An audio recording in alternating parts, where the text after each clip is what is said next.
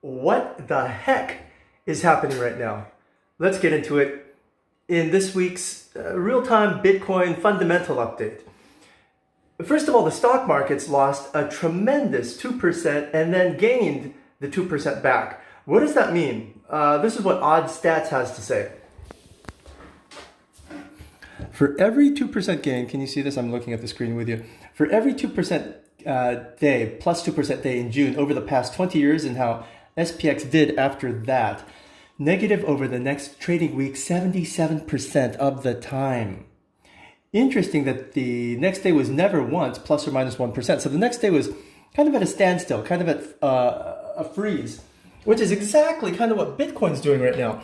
So Bitcoin also doesn't know how to react right now. We've lost a lot, but we've kind of got a rising wedge pattern going on, which tends to break downwards. These things get rejected and break down. So if you look at Bitcoin right now, we should start dipping a little bit before heading back up, but we should consolidate around here, possibly create a pyramid or a triangle here. Which direction will the triangle break? It might actually break upwards. If we start zigzagging in here, it might actually break upwards. Why? Because look at what's happening. This is just a mess. Can you read that? I don't know if you can read this straight. China finds Ford.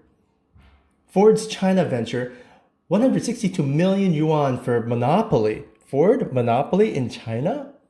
Can you read that straight? I don't know if that's on mirror mode. And what is this? This is in reaction to, this is in retaliation to.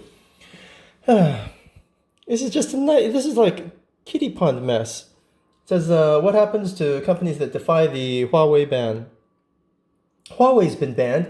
So America's banning Chinese companies. China's banning American companies. And now the whole world is trying to take sides, saying, hey, Microsoft is saying, yeah, we'll respect the Huawei ban. We're only going to work with Qualcomm and Samsung.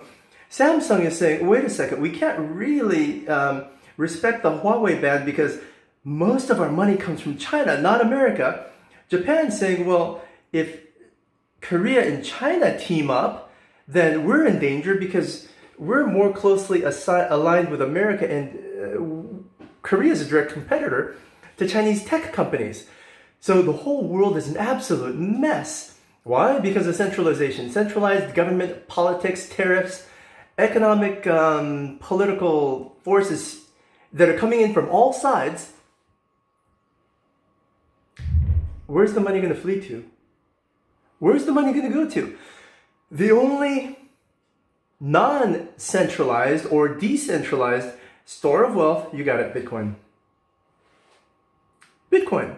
Now, the trillions of dollars in the American stock market, what about the European? What about the Great Britain? What about Asia? What about Korea? What about Japan? What about China? The trillions and trillions of dollars that are locked up in there that get sick and tired of having one announcement from the Fed, the American Fed, make Chinese stocks go up or Korean stocks go down or Japanese stocks go up. One announcement, one tweet from Donald Trump is enough to make the FTSE crash or go up, or the Euro stocks go crash or go up. Or this is absolute nonsense. It's stupidity. And aren't they going to get tired of that? They are tired of it.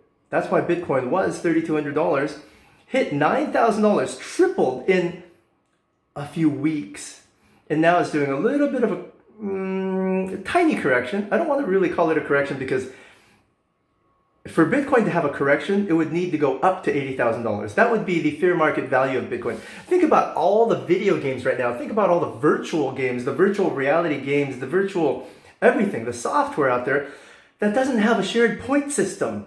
There's no way to, hey, if I'm tired of this game, why not move my points that I'm not using anymore, playing World of Warcraft, into my Microsoft account so I can pay for more cloud storage?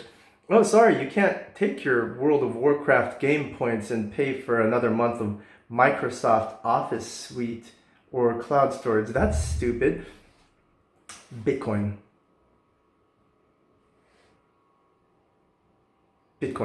Super, super simple, isn't it? So it's not just the multi-billionaires in China that are trying to flee China and using Bitcoin as a a store of value money laundering method to get to Australia or to get to Vancouver, Canada, to set up a new life and change their identity and flee communist rule. It's also your kids.